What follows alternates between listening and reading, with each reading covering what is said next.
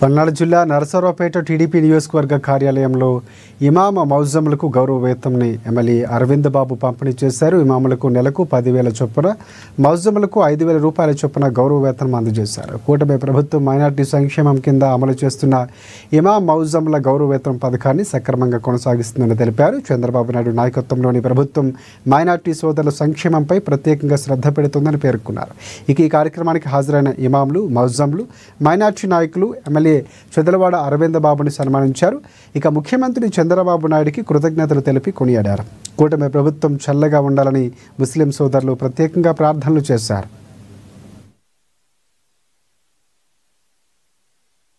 కూడా రిపేర్ చేసుకోవడానికి, అదే విధంగా మన భూములు కాపాడుకోవడానికి కూడా ఆన్లైన్ చేయమని చెప్పడం జరిగింది. కాబట్టి మరి ఆన్లైన్ లో అన్నింటినీ కూడా మన భూములన్నీ కూడా అన్యాక్రాంతం కాకుండా నమోదు చేయమని చెప్పారు. మసీదులను కాపాడుకోవాలి, మన భూములు మనం కాపాడుకోవాలి, మనకున్న వక్ఫ్ ఆస్తులన్నీ కూడా కాపాడుకునే బాధ్యత ఇవాళ ప్రభుత్వం తీసుకుంది.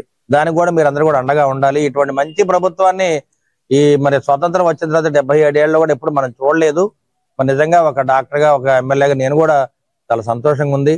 మా ముస్లిం మైనారిటీ సోదరులందరూ కూడా చాలా సంతోషంగా ఆత్మీయత తెలియజేస్తున్నారు.